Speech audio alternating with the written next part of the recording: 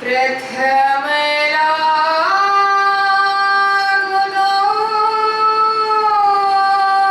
चरण को धनिये न छुड़ायो छीना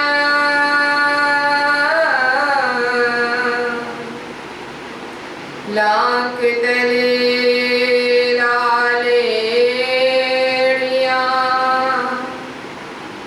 मेरे जीव के ही जीवन धनी के गुण की मैं क्या कहूँ इन अवगुण परेत गुण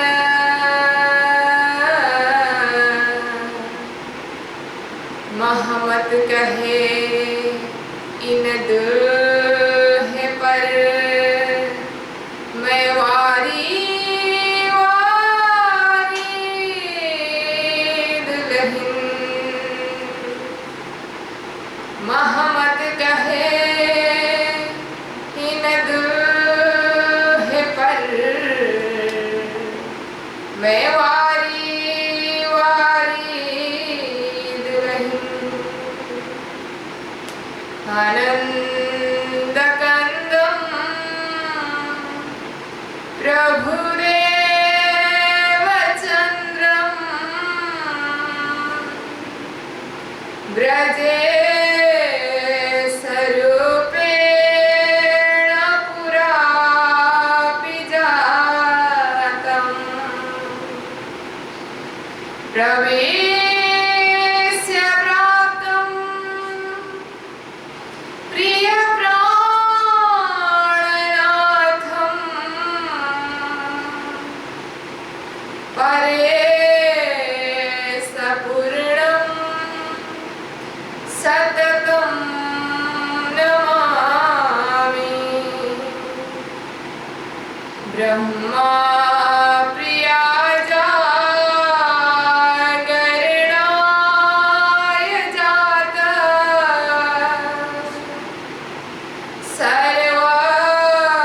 सर्वस्वपाता भवसिन्धुत्राता विज्ञानदाता निज धर्मधाता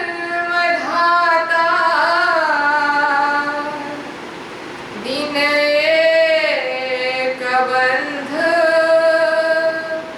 शरणं प्रपद्ये दिन एक बंध शरणं प्रपद्ये।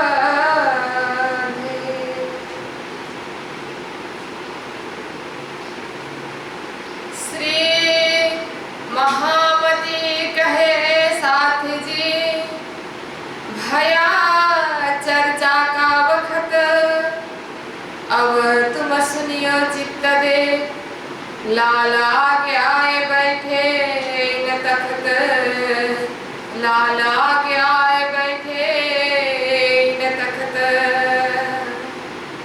श्री महामती कहे साथ जी ए ठठ की बितक ए मेहर सैयों पर करी साहिब सुभानुल हक ए ठठ की बितक लाल दास की मुलाकात जिन भांता आए मिले सोए कहूँ फेर बात सोए कहूँ फेर बात ए ठठ की बितक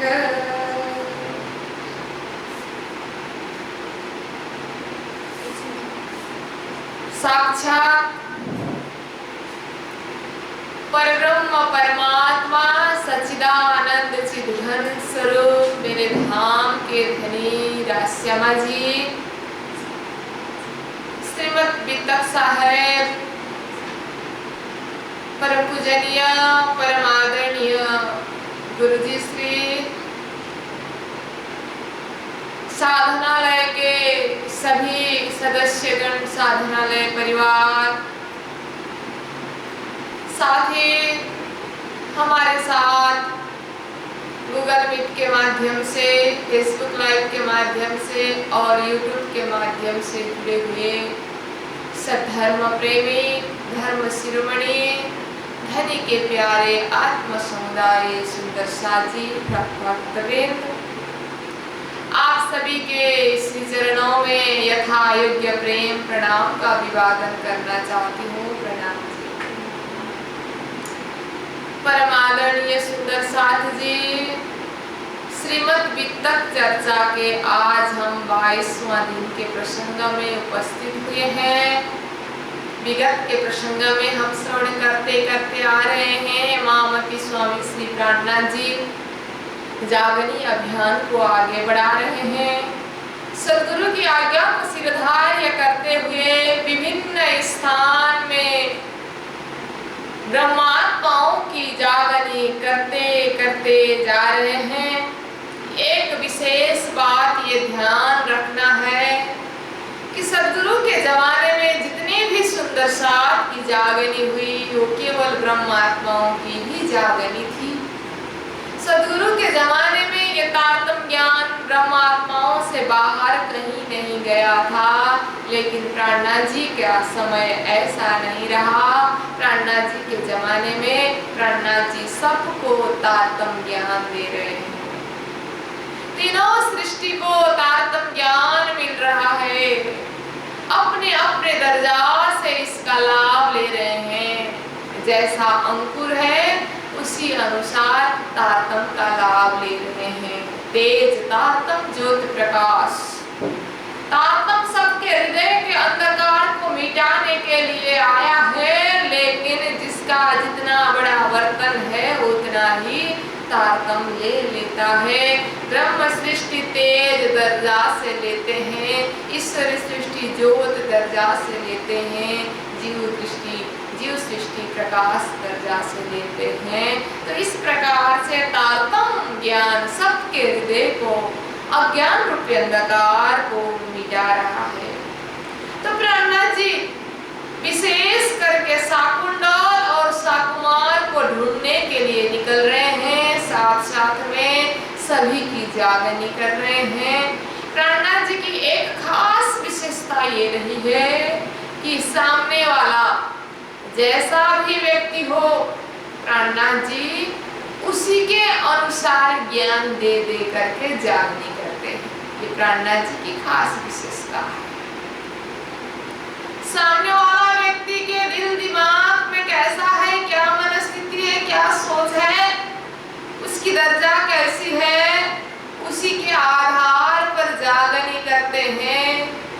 हम कल परसों से ही सुन रहे हैं, जब सुंदर साथ, पुराने सुंदर साथ जयराम कंसरा मिले तो उनको जाति स्मरण कराया, परम धाम की बात याद दिलाई, ब्रज की बात, रास की बात, हम कैसे चले थे, सारी बात याद दिला दिला के जागरण कर रहे हैं। जब कबीर पंथी चिंतामणि मिले, चिंतामणि को कबीर साहब के ही दोहा सुना करके उनकी भी जागनी की थी। तो अब ठट्ठा नगर में कल श्रवण कर रहे थे कि चिंतामणि की जागनी हो गई, अहंकार दूर हो गया। तो अब यहाँ चतुरा नाम का एक ब्राह्मण है जो रोज रोज दूध लाने की सेवा करता है। तो वो पहले लक्ष्मण सेठ के गोदाम में जाकर के भागवत कथा सुना करता था। जब प्राणनाथ जी के पास आया तो प्राणनाथ जी ने तो अखंड ब्रजरास का विवेचन कर करके सुनाया। जब चतुरानी जाकर के लक्ष्मण सेठ, अब मैं बार बार लक्ष्मण सेठ बोल रही हूँ, लक्ष्मण सेठ वही है। बाद में जाकर के जब प्राणनाथ जी से मिल जाते हैं, जब उनकी जागनी होती है तो प्राणनाथ जी ने उनका नाम लालदास करके दिया है, जिसने ये वितक साहब लिखे हैं। वितक, जिस वितक से अभी हम चर्चा श्रवण कर रहे हैं, ये वितक के लेखक है, रचनाकार कथाकार है स्वामी लालदास जी महाराज जी, उनकी ही जागनी के प्रसंग अब हम श्रवण कर रहे हैं। अपने ही जागनी का प्रसंग वो यहाँ पर लिख रहे हैं। तो वो लक्ष्मण सेठ वो पहले से ही भागवत के विद्वान है, शास्त्रों के विद्वान है। वो भागवत कथा सुनाया करते थे अपने कामदारों को। कुछ समय पहले ही छुट्टी दे करके फिर रख करके भागवत कथा सुनाते थे। तो वहाँ चतुरा भी सुना करते थे। जब चतुरा प्राणनाथ जी के पास आकर के सुने तो प्राणनाथ जी का भागवत का विवेचन करने का ढंग, रहस्य खोलने का ढंग तो बिल्कुल अलग है, जो आज तक सुना ही नहीं है। आज तक इस प्रकार से किसी ने भागवत का रहस्य खोला ही नहीं है, और खोलेगा भी कैसे। तो प्राणनाथ जी जिस ढंग से, जिस तारतम्य दृष्टि से भागवत का रहस्य खोल रहे हैं, बाकी तो खोल नहीं सकते, क्योंकि ये भागवत कागज तुम्हारा सो तुम्हें खोले कलाम, और कोई न खोल सके जो खलकाम। तारतम्य देने वाले स्वरूप ने कहा था ये तुम्हारे लिए, ये ब्रह्मात्माओं के लिए लिखी हुई चिट्ठी है, इसका रहस्य ब्रह्मात्मा ही खोल सकती है। जब चतुरा ने सुना आश्चर्य लगा, और वो वापस जाकर के लक्ष्मण सेठ को पूछता है, आप तो हमेशा कहते हो ब्रज अखंड, रास अखंड, लेकिन वो कहाँ अखंड, कैसे अखंड, किसने अखंड किया? अगर इसी ब्रह्मांड में हो तो ब्रह्मांड तो महाप्रलय में नाश होता है, फिर अखंड कैसे रहा? ये कहाँ है? जो तारतम्य विवेचन से जो प्रश्न आता है वही प्रश्न पूछा। तो लक्ष्मण सेठ को आश्चर्य लगा, तुमने कहाँ सुना ये सारी बात, कहाँ से तेरे में ये सारी बात, ये ज्ञान आ गया? तो अब चतुरा ने कहा, एक बहुत बड़े साधु आए हैं प्राणनाथ जी ठट्टा नगर में, सब लोग उनके पास ही तो जा रहे हैं कथा चर्चा सुनने। तो लक्ष्मण सेठ कहते हैं मुझे भी लेके चलो ना, क्योंकि अंकुर जो था वो अंकुर अब जग जाता है, जिज्ञासा बढ़ जाती है। तो अब चतुरा आकर के अब प्राणनाथ जी के साथ लक्ष्मण सेठ का मिलाप कराता है। तब लालदास से कहा, मोको ले चलो तुम, मैं जाए मुलाकात करूं, ए रहमत पावे हम, मुझे भी लेके चलो ना, मैं जाकर के मुलाकात करूंगा, मुझे भी आनंद लेना है करके कहता है। तब चतुरा कहता है, मैं प्राणनाथ जी को पूछ करके आता हूँ, उनके हुक्म बिना तो मैं आपको ले नहीं सकता, लेके जा नहीं सकता, इसीलिए मैं पूछ करके आता हूँ। चतुर आए अर्ज करी, लाल चाह करे दीदार, लक्ष्मण उनका नाम है तालिब धनी निर्दार, एक है भागवतकार, उनका नाम है लक्ष्मण, वो आपके दर्शन करना चाहता है करके चतुरा ने आके कहा। तो प्राणनाथ जी का हुक्म हो जाता है, जाओ बुला के ले आओ, जल्दी बुला के ले आओ करके प्राणनाथ जी ने हुक्म दिया। लेकिन यहाँ काहू काहू ने मने करी, फिर मेहर करी उनके बाद। किसी किसी ने मना किया, अरे प्राणनाथ जी नहीं नहीं, वो तो पंडित है। प्राणनाथ जी को हर जगह पुराने पंडित लोग ही दुख दे रहे हैं ना, कथा बासने के आसन से ही दुख मिल रहा है। सारे श्रोता प्राणनाथ जी के पास आते हैं तो वो लोग, उन लोगों से दुश्मनी हो जाती है, पुराने कथाकार लोगों से। तो ये भी पुराने कथाकार है, तो किसी किसी ने मना किया, वो तो खुद ही भागवत सुनाता है और सेठ भी है, धनाढ्य भी है, थोड़ा अहंकारी भी है, नहीं उसको नहीं बुलाना चाहिए, मना भी किया। फिर भी प्राणनाथ जी ने मेहर किया, लेके आओ, हो सकता है कोई जिज्ञासु आत्मा हो। तो आया अब चतुरे बुलाने के लिए, आया बुलाने चतुरा, चला अपने संग लाए, आए पहुंचे कदमों भेंट करी बनाए, बोलो श्री प्राणनाथ प्यारे के। अब चतुरा ने आकर के लेके गया, तो वहां पहुंचे तो यहाँ कहते हैं लालदास महाराज जी, भेंट करी बनाए, विधि पूर्वक मुलाकात हो गई है। ये भी विद्वान है, पंडित ज्ञानी है, और उधर भी ज्ञानी है, विद्वान है, दोनों का मिलाप एकदम विधि पूर्वक हो जाता है। और उसके बाद जब दर्शन करते हैं लक्ष्मण से, देखते ही दीदार को बड़ो जो पाए सुख, मन की कुलफत सब मिटी भाग गया सब दुख। चर्चा तो सुनने की भी बात तो दूर है, देखते ही, प्राणनाथ जी के दर्शन करते ही सारा मन का विकार मिट जाता है, मन का मैला मिट जाता है, सारा दुख दूर हो जाता है, एक प्रकार की शांति मिल जाती है।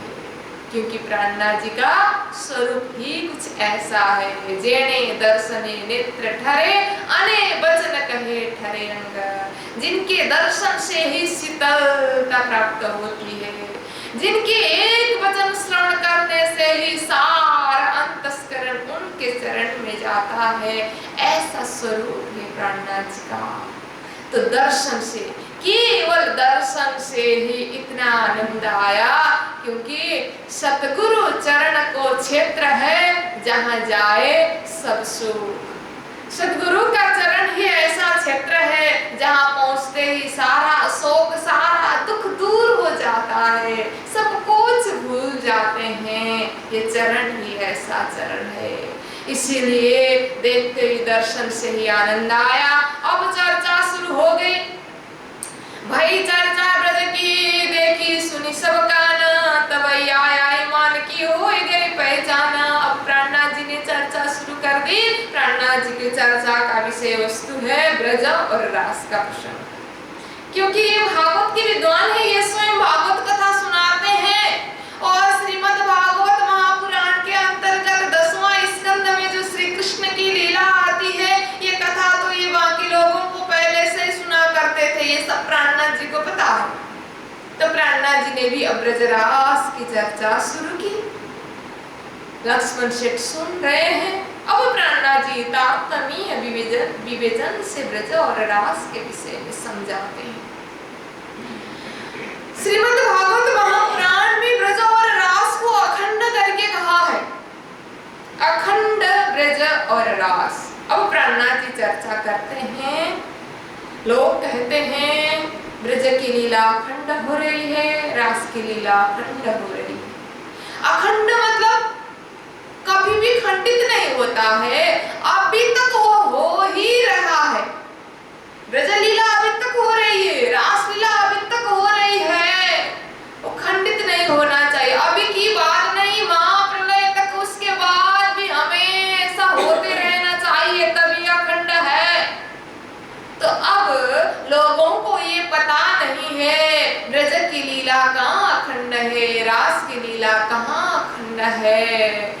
अगर हम पूछेंगे रास लीला अखंड है कहाँ है करके पूछेंगे, तो लोग कहते हैं वृंदावन में रास लीला हुई है, वहाँ अखंड है। अभी वृंदावन जाके अगर हम दर्शन करना चाहें तो दिखाई नहीं देती है, लेकिन लोग कहते हैं ये बाहरी आंख से दिखने वाली लीला नहीं है, अंतरात्मा से दिखना पड़ता है। अब प्राणनाथ जी का फिर एक प्रश्न ये है, अगर धरती में वृंदावन में रास लीला अखंड हो रही है, जब महाप्रलय में ये धरती ही नाश हो जाता है, तो फिर वो अखंड लीला कहाँ अखंड हो जाती, कहाँ रही वो लीला, उसका अस्तित्व कहाँ रहा। वो तो खंडित हो जाता है, तो अखंड तो नहीं हुआ। अखंड का मतलब कोई ऐसे अखंड स्थान में होना चाहिए, वो कहाँ है ये कोई बता नहीं सकता है। और दूसरी तरफ फिर ये है कि एक तरफ कहा गया है रास की लीला अखंड है, अखंड का मतलब वो रास रात्रि के दिन लीला हो रही है। फिर दूसरी तरफ कहा है सुबह हो गया है और श्री कृष्ण गोपियां घर घर में उठी। अगर रास लीला अखंड हुई है तो रात्रि ही चल रही है, कैसे सुबह हो सकता है। और फिर रास के बाद 7 दिन गोकुल की लीला का वर्णन करते हैं। अगर रास लीला हो ही रही है तो गोकुल में फिर लीला किसने की, ये लीला कहाँ की है। रास अखंड रास करने वाले कौन है, उधर रास लीला हो रही है, फिर यहाँ गोकुल की लीला भी हो रही है, कल सुबह भी हुआ, ये कौन है, ये भेद क्या है, ये कैसे संभव है। अखंड है कहाँ है, ये झूठ नहीं है, अखंड है, हो रही है। अगर हो रही है तो फिर सुबह कैसे हुआ और ब्रज लीला फिर कैसे हुई, इस चीज को कैसे समझे। प्राणनाथ जी ऐसे बहुत सारे सवाल रख देते हैं। लक्ष्मण सेठ सुनते रहते हैं। ऐसा विवेचन तो हमने आज तक नहीं किया, न ऐसा सवाल ही आया। इतराता खंड सो तो टली न टले, भी गया आगे 11 दिन, सखियां भी उठे सब घर से, घर कौन रे उत्पन्न। रास लीला तो अखंड रात्रि है, तो वो हटाने से हटने वाली नहीं है, और फिर दिन भी हो गया है, और घर घर में उठने वाले राधा कृष्ण गोपियां कौन है? ऐसे प्रश्न पूछते हैं। ब्रज अखंड ब्रह्मांड में हुआ विचार देखो रे बुधवंत, एक रंचक न राखी 14 लोक की, महाप्रलय कहो ऐसवत। महाप्रलय में तो 14 लोक का एक कण भी नहीं बचेगा। तो उस समय में ब्रज रास लीला अखंड तो खंड भूमि में होना चाहिए, वो भूमि कहाँ है? अब प्राणनाथ जी स्वयं इन चीजों का विवेचन कर देते हैं। कृष्ण की त्रिधा लीला और विशेष करके रास की त्रिधा लीला, त्रिधा भेद बताते हैं। जब रास लीला हो रही थी, रास लीला करने वाले पर ब्रह्म परमात्मा अक्षरातीत अपने ब्रह्म आत्माओं से के साथ केवल ब्रह्म के स्वामी ने बेहद में रास लीला कर रहे थे। तो उसी रास लीला को अक्षर ब्रह्म ने सबलिक के महाकारण में अखंड कर दिया, और ब्रज लीला को कारण में अखंड कर दिया, और वो बेहद भूमि अखंड भूमि होने के कारण वो लीला अभी भी ज्यों का त्यों चल रही है। और यहाँ फिर रात्रि के 52 दिन रात्रि के बाद फिर कल सुबह उठने वाले श्री कृष्ण गोलोक की श्री कृष्ण है, यहाँ उठने वाली सखियां वेद ऋचा है, यहाँ उठने वाली राधा जी गोलोक धाम की राधा है, और अखंड रास जो चल रहा है वो परब्रह्म परमात्मा ने ब्रह्म आत्माओं से किया हुआ रास है, जो अक्षर ब्रह्म ने अखंड कर दिया है।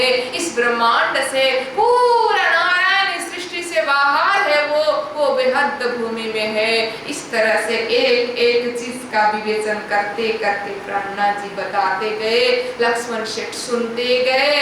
तो सुनते सुनते इतना विश्वास आने लगा, तभी आया ईमान की होए गई पहचान। विश्वास आने लगा, परात्मा लक्ष्मण सेठ की परात्मा जो आशाबाई की आत्मा है, उसको अपना पहचान होने लगा। अब प्राणनाथ जी समझाने लगे, उस ब्रज की लीला में, उस रास की लीला में रमने वाले हम स्वयं हैं, हम ब्रह्म आत्मा है। ये श्री कृष्ण और गोपियां करके दूर दूर की लीला नहीं है, वो परब्रह्म परमात्मा अक्षरातीत जिन्होंने रास लीला किए हैं, वो हमारे धाम नहीं है। जिनके साथ रास लीला हुई वो हम ही ब्रह्म आत्मा है, हमने ही की हुई रास लीला अक्षर ब्रह्मण ने अखंड किया है। हम रास से पहले ब्रज में 11 वर्ष 52 दिन रमे थे, तो उससे पहले हम परम धाम में थे। परम धाम में हमने पूर्ण ब्रह्म परमात्मा राज्य महाराज से ये दुखदायी खेल हेरने की इच्छा प्रकट की।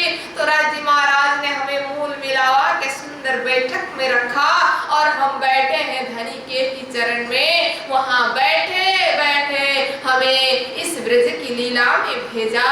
हमारे मूल तन तो वहां बैठी है, एक क्षण भी नहीं हुआ है वहां से आए हुए, लेकिन यहाँ तो बहुत समय बीता। हमने ब्रज की लीला देखी, रास की लीला देखी, जागरण की ब्रह्मांड में आए दुखदाई लीला देखे। पूरा लीला देख करके जब हम जगेंगे तो सोई घड़ी सोई पल उसी क्षण में जगेंगे, मूल मिलावा में ही जगेंगे। वहां के हिसाब से तो समय बीता ही नहीं है करके जब समझाने लगे, तब लक्ष्मण सेठ को अर्थात ये लालदास महाराज जी को तब ये कैसे हो सकता है, इतना समय बीत गया और मूल मिलावा में तो सोई घड़ी सोई पल, ये कैसे हो सकता है करके थोड़ी शंका आई। जिस तरह से हमें भी आता है ये बात बताएंगे। परम नाम से आज के दिन 4:30 बजे आए हैं, तो आज के दिन 4:30 बजे ही जगेंगे। बोलेंगे तो ऐसा कैसे होगा करके आ सकता है। इनके मन में भी ये बात आई, ये कैसे होगा, हमारा मूल तन वहां बैठा है और यहाँ हम दूसरा ही नश्वर तन धारण करके संसार में बहुत समय से यहाँ है। जगेंगे तो वहीं उसी समय में वही घड़ी कैसे होगा। ये बात समझ में नहीं आई करके थोड़ा रखते हैं। तब अब ब्रह्मा जी समझाते हैं, अरे सेठ जी और पंडित जी सुनिए ना, आप भागवत कथा सुनाते हैं ना, भागवत कथा के स्कंद 12 के अध्याय 8, 9 और 10 में मार्कंडेय ऋषि का दृष्टांत आता है, आप लोगों को सुनाते हैं ना? हाँ सुनाता हूँ। जिस तरह से मार्कंडेय ऋषि ने माया देखा, ये तो केवल दृष्टांत है, सिद्धांत है। ब्रह्मात्माओं ने उसी तरह से माया देखा। मार्कंडेय ऋषि का प्रसंग आता है श्रीमद् भागवत महापुराण में। मार्कंडेय ऋषि ने नर नारायण भगवान की प्रार्थना की। उन्होंने सुना था ये माया बहुत शक्तिशाली है, माया के सामने किसी का जोर नहीं चलता है। इनको लगा क्या करेगी ये माया, हम भगवान के इतने बड़े भक्त हैं, हमारा क्या बिगाड़ सकेगी, एक बार माया देख लेंगे। लोग कैसे फंसे जाते हैं माया में, देखेंगे। तो इन्होंने नर नारायण भगवान से स्तुति की, हमें माया दिखाइए भगवान। भगवान ने मना किया, मत देखो मत देखो, तुम अपना पूरा अस्तित्व भूल जाओगे, वहां जाके फंस जाओगे तुम माया में। अभी तक कोई ऐसे माया को जीत के वापस नहीं लौटा है, सब हार जाएंगे, माया के सामने घुटन टेकना पड़ेगा सबको। लेकिन मार्कंडेय ऋषि कहते, क्या करेगी वो माया, आपकी शक्ति है, आपने ही बनाया है उसको, वो हमारा कुछ नहीं बिगाड़ेगी, हम एक बार देखेंगे। चलो अब देखने की इच्छा की हो तो किए ही हो, तो तथास्तु बोल दिया भगवान ने। और मार्कंडेय ऋषि वापस आए। कब दिखाएंगे, दिखाऊंगा तो बोले हैं, दिखाने की बात भी नहीं करते, कहाँ दिखाएंगे, कहाँ ले जाएंगे, सोच रहे थे मार्कंडेय ऋषि। तो एक दिन नदी किनारे बैठे थे, स्नान करके नदी के किनारे में रखा हुआ एक पत्थर पे चंदन घिस रहे थे ऋषि। जैसे चंदन घिसने लगे, सोचने लगे भगवान ने माया दिखाऊंगा तो बोले थे, लेकिन दिखाए नहीं, कब दिखाएंगे, सोच ही रहे थे। उस समय ऋषि को ऐसा आभास हो गया कि वो नदी में बाढ़ आ गया है, पानी पानी हो गया है, चारों तरफ पानी पानी फैलने लगा कि लगता है मैं जहाँ बैठा हूँ ये भी डुबाएगा। हो ही रहा था तो नदी का पानी, वो बाढ़ इतना बढ़ते आया और ऋषि सहित सब वो जहाँ पत्थर घिस रहे थे, बैठे थे पत्थर, ऋषि चंदन सब बहा के नदी में ले गया। नदी के लहर में ऋषि कभी ऊपर उठते हैं, कभी नीचे हैं, कभी उछलते हैं, डूबते निकलते बहते बहते चले गए और बहुत दूर पहुंचे तो एक अक्षय वट के पत्ते में भगवान मिल गए। अंगुष्ठ मात्र में बाल मुकुंद भगवान मिले। मिलते ही ऋषि ने प्रणाम किया, दर्शन किया तो भगवान ने एक सांस लिया था, ऋषि भगवान के अंदर चले गए। वहां भी ऐसा ही ब्रह्मांड देखा ऋषि ने और भगवान ने फिर सांस, दूसरा सांस फेंका तो ऋषि बाहर निकल गए। जब बाहर निकल गए, उन्होंने अपने आप को स्त्री के रूप में पाया। अब एक स्त्री नदी में बहते बहते जा रही थी। तो अब एक स्त्री है, नदी में बह रही है, कोई कपड़ा नहीं है, कैसे बाहर निकले, क्या करूं, स्त्री सोचने लगी। बहुत दूर नदी किनारे पहुंची तो धोबी घाट में एक धोबी कपड़ा धो रहा था। तो ये स्त्री धोबी से विनती करती है, मुझे कुछ कपड़े दे दो। धोबी कहता है, ये दूसरों का कपड़ा मैंने धोने के लिए लाया, मैं नहीं दे सकता। फिर धोबी ने विचार किया, अकेला था धोबी, घर में श्रीमती भी नहीं थी। विचार किया, आप स्त्री हो ना? हाँ मैं स्त्री हूँ, एक शर्त पे कपड़ा दे सकता हूँ, अगर आप बाहर निकल के मेरे साथ शादी करोगे तो मैं कपड़ा देता हूँ। तब स्त्री ने स्वीकार की और धोबी ने कपड़ा दिया। कपड़ा पहन करके स्त्री बाहर आई और धोबी के साथ धोबी के घर चली गई, धोबिन बन करके। अब धोबी के साथ रहने लगी, सुबह शाम उठ करके घर का सारा काम करती, भोजन बनाती, धोबी के साथ घाट में चली जाती और साथ साथ कपड़े धोने लगती। ऐसे करते समय बीत गया। 12 साल में 11 बच्चे हो गए। बोलो श्री कृष्ण कन्हैया लाल की। विचार करिए, 12 साल बीत गया, 11 बच्चे हो गए। अब उस माँ की दशा क्या होगी। हर साल का एक बच्चा है।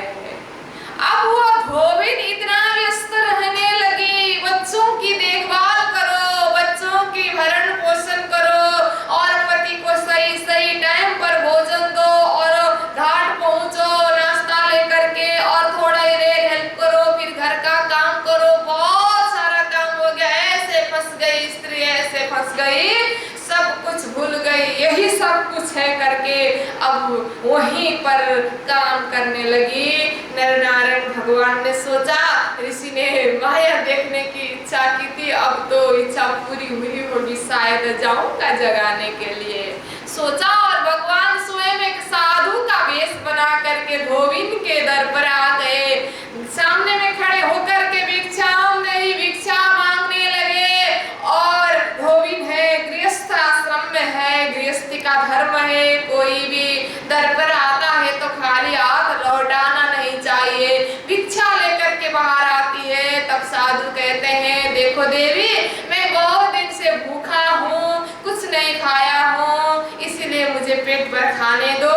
लेकिन मेरा एक नियम है, जब तक मैं किसी को परमात्मा की कथा नहीं सुनाता हूँ तब तक मैं भोजन नहीं करता हूँ। आज बहुत दिन हो गया, कोई श्रोता नहीं मिला, कथा सुनने वाला नहीं मिला, इसलिए मैंने भोजन नहीं किया हूँ। आप थोड़ी देर मैं चर्चा सुनाता हूँ, आप सुनो, उसके बाद मुझे भोजन कराना। तब धोबिन कहती है, कहाँ चर्चा सुनने का फुर्सत है मेरा, आप देख नहीं रहे हो मेरी गृहस्थी को, इतना सारा काम है, अगर एक मिनट भी देरी हो गई तो पूरा जहाज ही डूबेगा, फुर्सत नहीं है मेरा कथा सुनने का, मैं कथा नहीं सुन सकती, खाना है तो खाओ नहीं तो जाओ।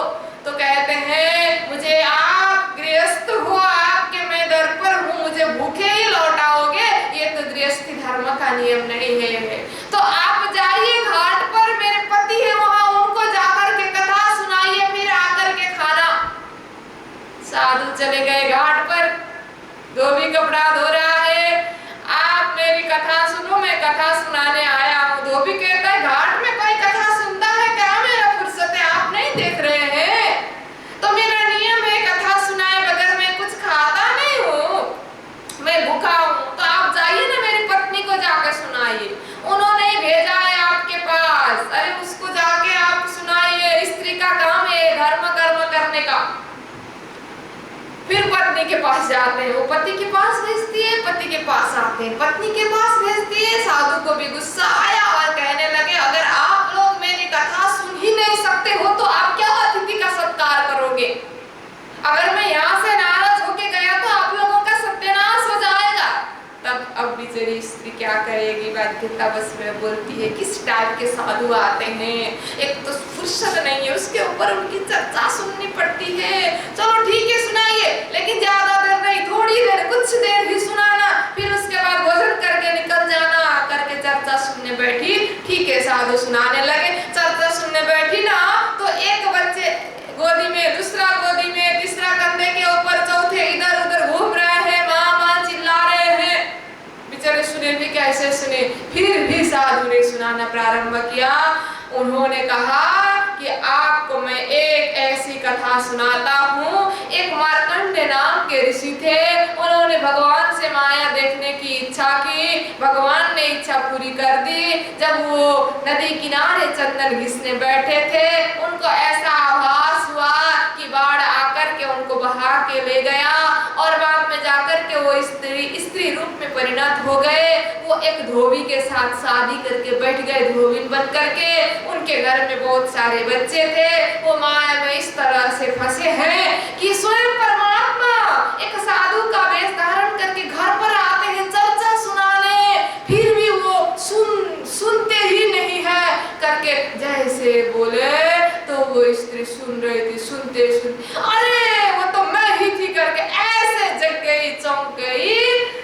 तो न स्त्री, न बच्चे, न पति, न साधु, वो तो मार्कंडे ऋषि नदी किनारे पत्थर पे बैठ के चंदन घिस रहे थे। चंदन का एक हिरावा भी पूरा नहीं हुआ था। बोलो श्री कृष्ण कन्हैया लाल की।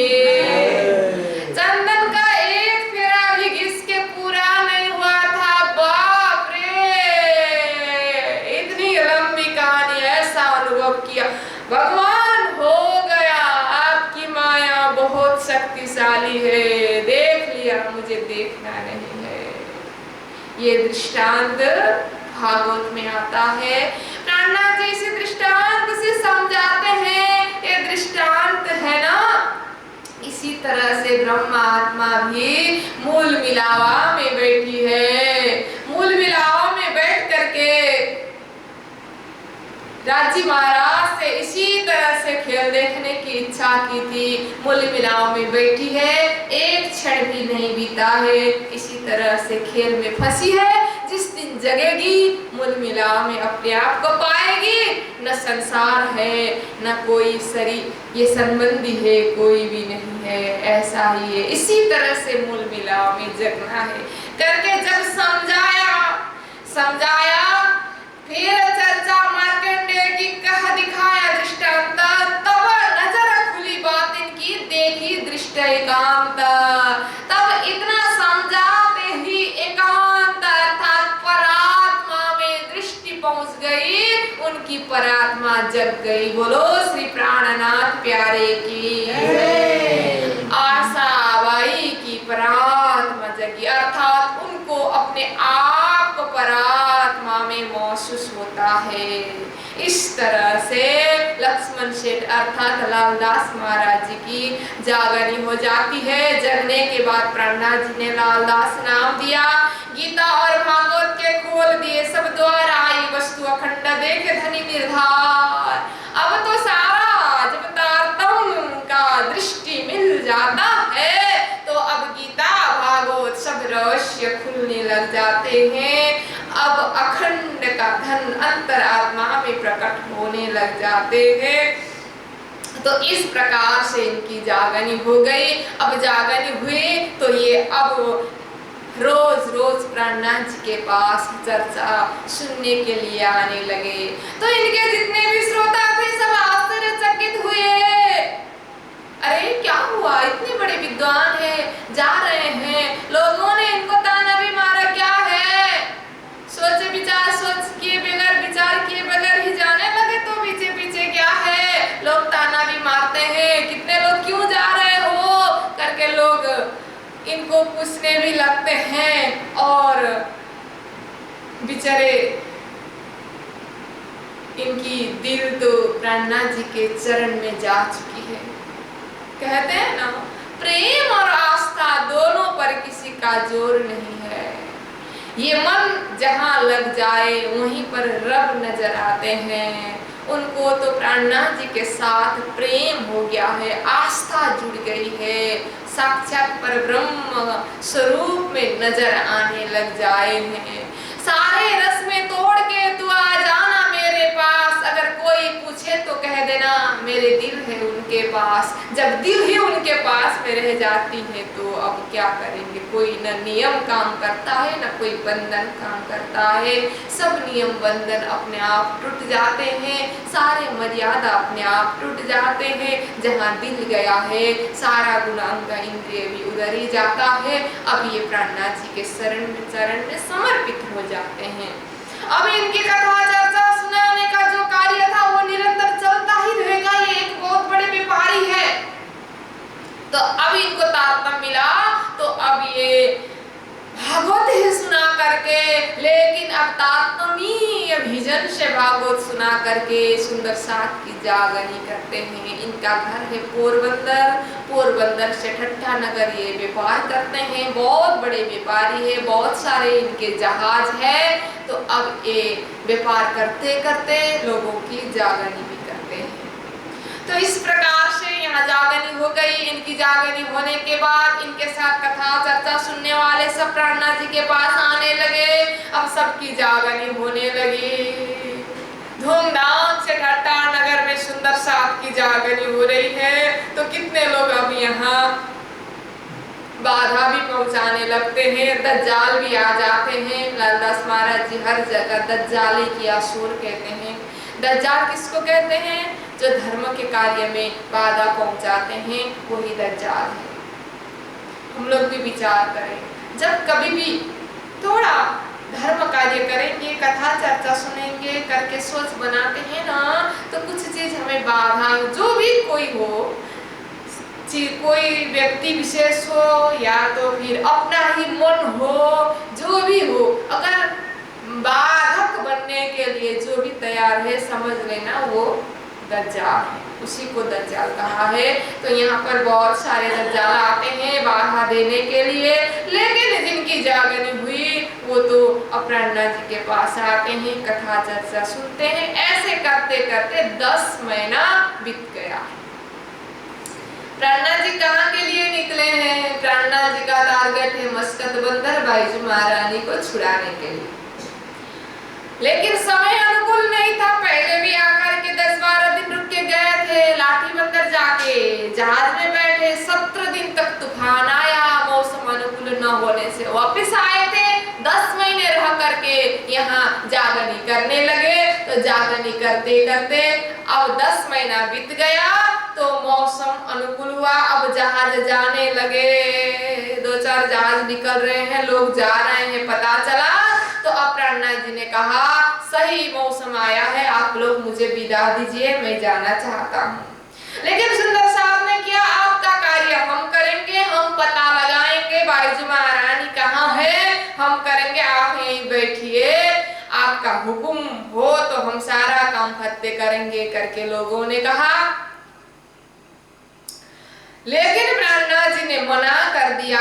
तब कहा सात को उतर है मेरा काम, क्या जाने किन कारण मेरा जाना हो तो उस ठाम, क्या पता कितने प्यासी आत्मा मेरी राह देख रहे होंगे, धनी मुझे क्यों भेजना चाहते हैं, लेकिन मुझे ही जाना है करके अब प्राणनाथ जी ठट्टा नगर से लाठी बंदर आते हैं, आकर के नाव में बैठते हैं और नाव मस्कत बंदर तरफ चलती है।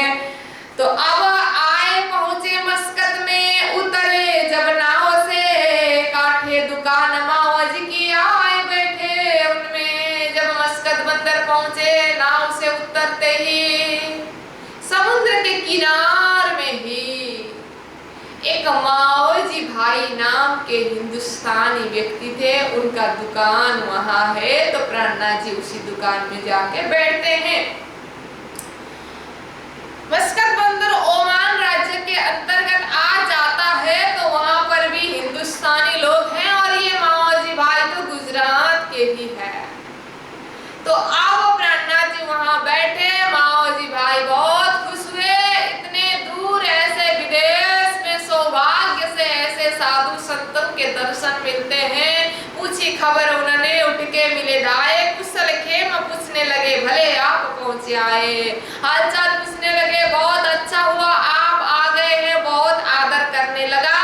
और उसी समय में विश्वनाथ भट्ट के साथ में रूपा और राधा भी आई, जो बाईजू महारानी के साथ साथ अपहरण में पड़ी थी। उन लोगों को उनके अपने लोगों ने पैसा भर करके छुड़ाया था, वो भी आ गए प्राणनाथ जी के पास, दर्शन किए और उन्होंने बाईजू महारानी का सारा हाल चाल सुनाया। जितने भी कन्याएं बंदी हुई थी, अपने लोगों ने छुड़ा के ले जा रहे थे, तो बाईजू महारानी को अभी तक छुड़ाया नहीं था। तो अब उन्होंने सारी खबर दी, प्राणनाथ जी सब सुन रहे हैं। अब जो पैसा मांग कर रहे हैं, इतना पैसा अपने पास नहीं है, अब धनी क्या करेंगे, आज्ञा तो हुक्म तो उनका ही है। प्राणनाथ जी अब यहाँ जाकर के कथा चर्चा सुनाने के लिए बैठते हैं। मावजी भाई के ही घर के पास में प्राणनाथ जी के लिए बैठने के लिए जगह दिया और भोजन का आदर किया। अब मावजी भाई स्वयं सेवा करने लगा, दुकान में अपने बेटे कांजी को रखा और वहाँ वो चर्चा सुनने बैठने लगा।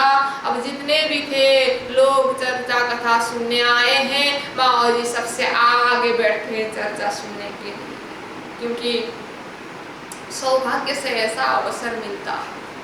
ये विदेश के भूमि में साधु संत आकर के चर्चा सुनाए, आत्मा कल्याण करें, ये तो सौभाग्य की बात है। नहीं तो पैसा कमाने के लिए लोग यहाँ बैठे हैं, बस अपने ही काम में बिजी है, किसी को किसी से वास्ता नहीं है, बस पैसा पैसा पैसा।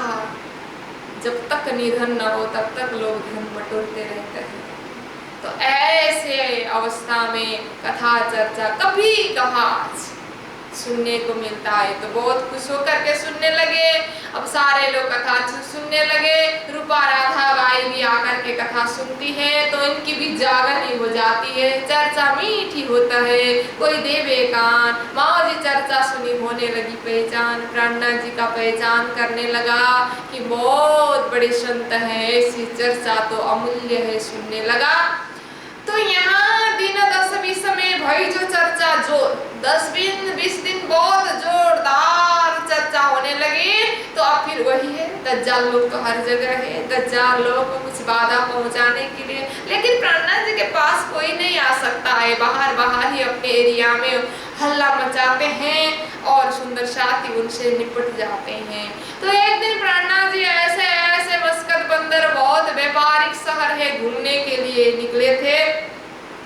तो बाहर मार्केट में गए थे, तो वहां गए और भी चौराहा में खड़े होकर के प्राणनाथ जी देखते हैं तो ओहो, लोग इतने भाग रहे हैं, इतने बिजी है, इतने दौड़ रहे हैं, पता नहीं सबको जल्दीबाजी जाना है। चौराहा में खड़े होकर के देखते हैं ये दुनिया कहाँ भाग रही है, किसके पीछे दौड़ रहे हैं ये?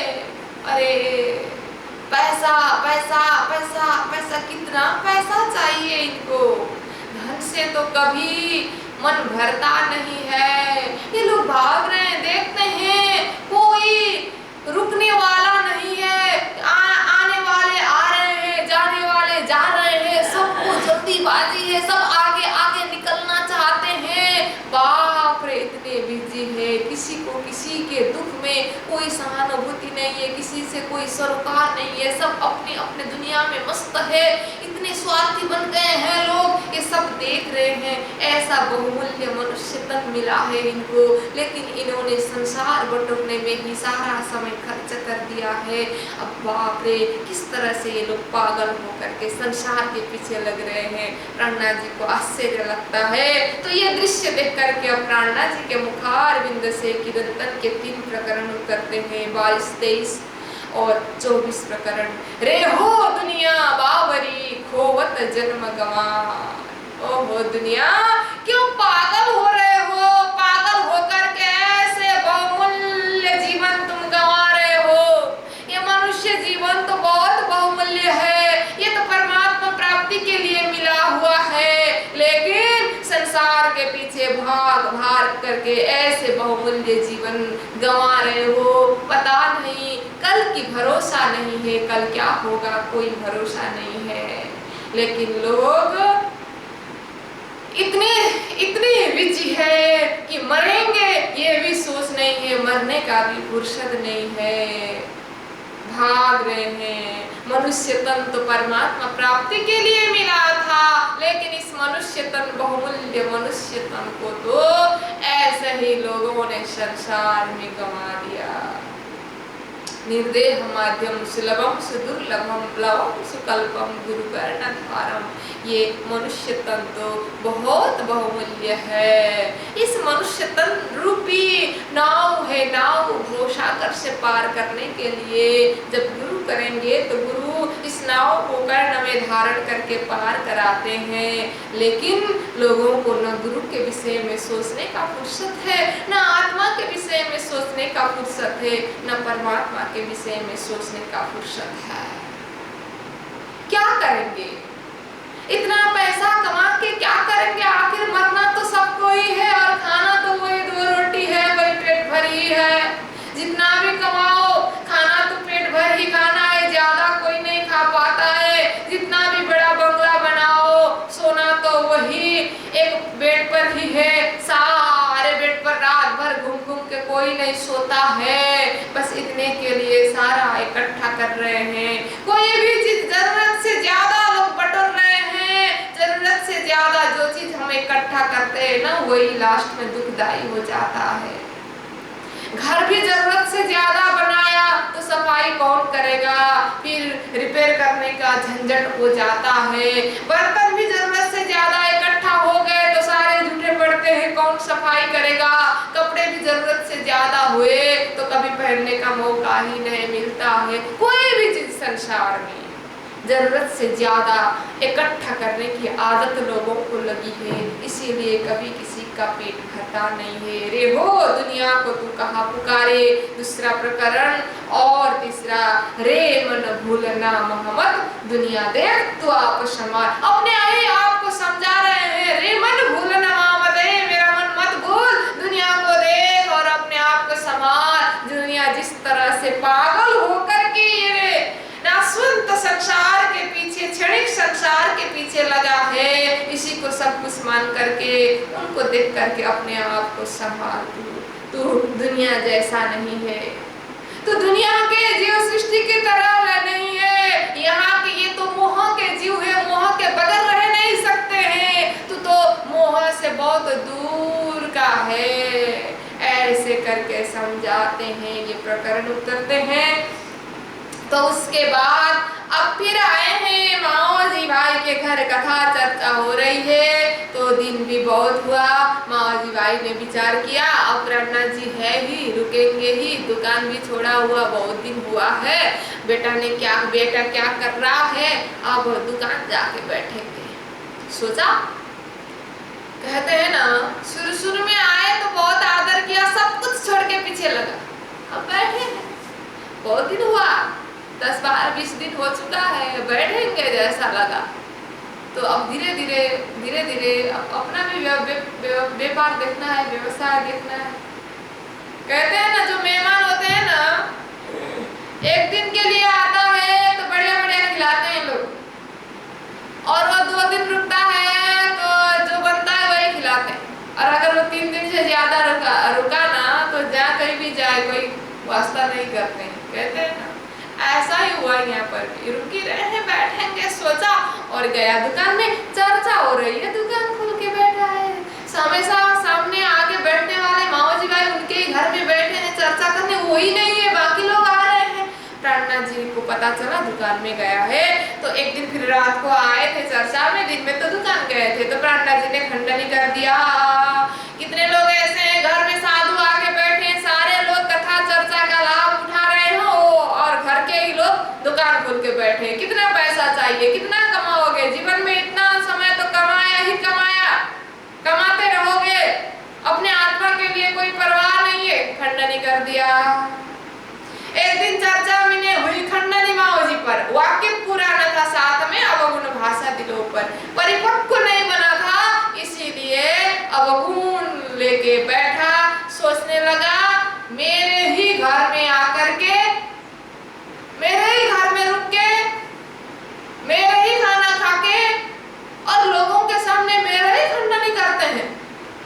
आया गुस्सा, अच्छा चलो नहीं जाऊंगा, कथा में ही नहीं जाऊंगा। क्या देखा मेरे में इतना अवगुण, मैंने क्या इतना अवगुण किया था, इतना गुण लगा रहा हूँ, इतने लोगों को रखा हूँ, बैठा रहा हूँ, खिला रहा हूँ, पिला रहा हूँ, इतना खर्च पानी हो रहा है, ऊपर से मेरी खंडनी। आया गुस्सा, कथा चर्चा हो रही थी, रिशाए के आप अपने रह गया घर में ही बैठा, गया ही नहीं। मैं ना जाऊं उन पे चर्चा सुनने को, करके चर्चा सुनने ही नहीं जाऊंगा करके गुस्सा होकर के घर में बैठा। चर्चा समय न आई, हुआ दिल गिरा जैसे, प्रेरणा जी से दुखी हुआ, चर्चा सुनने नहीं आया, बैठा घर में।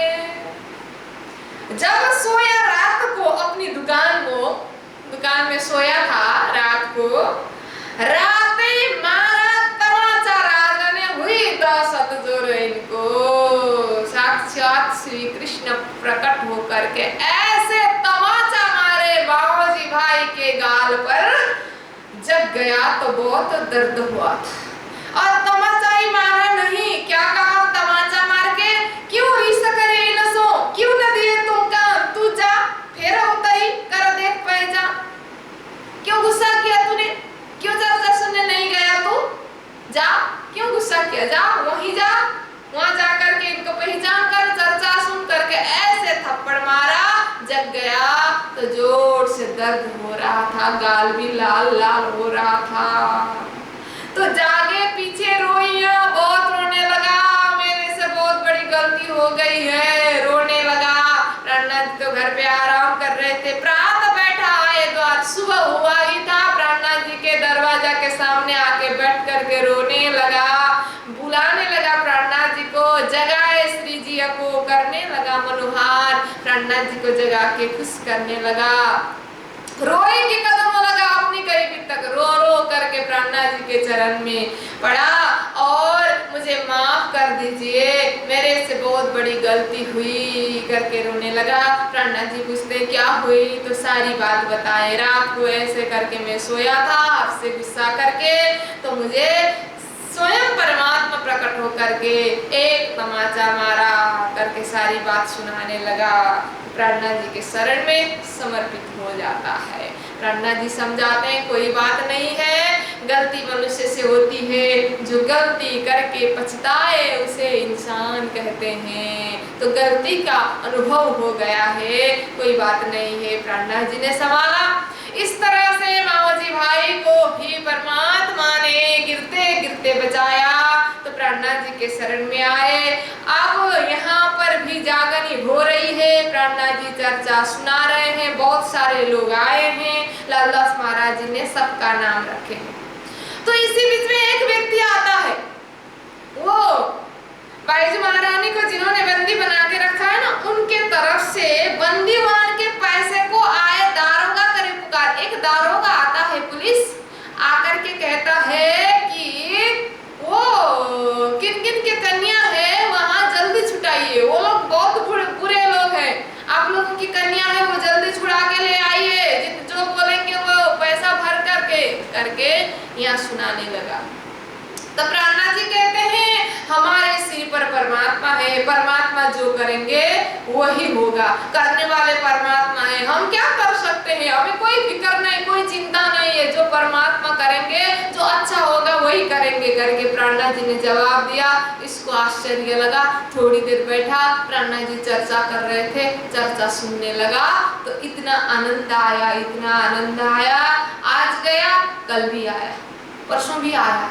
तो इसी बहाने से इन मिस से इनके आवे कर दीदार बहाना बनाता था, आप लोगों की कन्या को छुड़ाइए करके आता था और बैठ के चर्चा सुन के जाता था। ऐसे करते मस्कत बंदर में बहुत दिन इसने चर्चा सुना। यही व्यक्ति है जो दिल्ली में जाकर के फिर प्राणनाथ जी से मिलते हैं। ये है प्रथम मुस्लिम सुंदर शाह जो प्राणनाथ जी के शरण में आए, शेख बदल भाई, बाद में जाकर के यही व्यक्ति है, अभी यह दारोगा बन करके आए हैं। तो इस तरह से अब कैसे छुड़ाएंगे, तो अब अवासी बंदर करके जगह है, वहां पर एक सेठ है भैरव ठक्कर, जो ठक्कर ही है। प्राणनाथ जी भी मेहराज ठक्कर, ये भी भैरव ठक्कर, एक ही जाति के हैं। तो इसने सुना ठक्कर जाति के ही कोई है कन्या वहां पर जिसको बंदी बनाया है, उसने सुना और भी बहुत सारे कन्याएं, हिंदुस्तानी कन्याएं हैं। तो उसने सुना और उसने सोचा यह बात भैरव सेठ सुनी, सबों छुड़ाई जात अपनी, रहे अवासी बंदर करूं अपनी नेक नामी, थोड़ा सा अपना नाम रखे समाज में, समाज मतलब सामाजिक कार्य करें करके नाम हो जाए।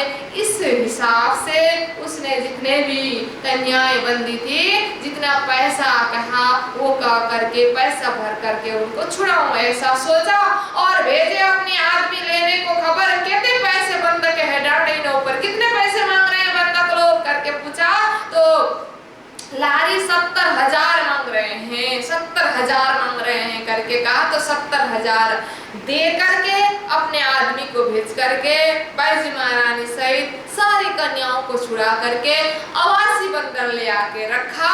और पता चला कि इनके संबंधी मस्कत बंदर में है, तो प्राणनाथ जी को संदेशा भेजा कि आप जिसको छुड़ाने आए हैं वो अवासी बंदर में है, हमने छुड़ा के लाए हैं, आप अवासी बंदर आ जाइए करके न्योता भेजता है। तो अब प्राणनाथ जी मस्कत बंदर से निकल करके अवासी बंदर प्रस्थान करते हैं बाईजी महारानी को लेने। तो अवासी बंदर में और जाते हैं तो ये भैरव सेठ ऐसा तामसी व्यक्ति है, सेठ है, विदेश में रहने वाला, इतना धनाढ्य व्यक्ति है और इसका खान पान आचरण इतना बुरा है कि प्राणनाथ प्राणनाथ जी अब वहाँ बैठ के चर्चा तो सुनाते हैं, क्योंकि उसने बहुत उपकार किया है, इतना पैसा भर करके छुड़ाया है, तो उसके पास धन था, उसने धन खर्च किया, अब उसके ऋण से ऋण होने के लिए अपने पास ज्ञान है, तो ज्ञान देने के लिए प्राणनाथ जी जाते हैं। तो आज का समय हमारा पूरा हुआ, तो कल के प्रसंग में हम श्रवण करते हैं कि किस तरह से भैरव सेठ जैसा व्यक्ति को भी प्राणनाथ जी जागरण करते हैं। ये सामान्य व्यक्ति नहीं है, ये धार्मिक प्रवृत्ति का व्यक्ति ही नहीं है, ये पूरा संसारिक व्यक्ति है, फिर भी आस्था है, फिर भी श्रद्धा है, जैसा भी आचरण हो, जैसा भी खान पान हो, फिर भी साधु संत के प्रति श्रद्धा है, चर्चा सुनने बैठता है, तो बैठता है, जो ध्यान दे के सुनता है, तो कथा चर्चा का असर तो पड़ता ही है, तो उसकी भी जागनी करते हैं। कल के प्रसंग में हम श्रवण करेंगे। आज के प्रसंग में हमने श्रवण किया लाल दास महाराज जी की जागनी, जो ब्रजराज के प्रसंग के साथ साथ मार्कंड के दृष्टांत से भागवत से ही उनकी जागनी की। वो भागवत के प्रकांड विद्वान थे। उसके बाद फिर मस्कत बंदर में आकर के माओजी भाई की जागनी, साथ साथ में बहुत सारे सुंदर साथ की जागनी हुई। कल के प्रसंग में प्राणनाथ जी भैरव सेठ की जागनी करते हैं, तो उसके बाद बहुत सुंदर साथ की जागनी होती है। ये खुशखबरी देने के लिए फिर नलिया में बिहारी जी से मिलते हैं। ये प्रसंग हम कल के प्रसंग में श्रवण करेंगे। आज का समय पूरा हुआ, तो चौपाई दोहराते दोहराते हम प्रसंग को विराम देते हैं। बोलो श्री प्राणनाथ प्यारे की।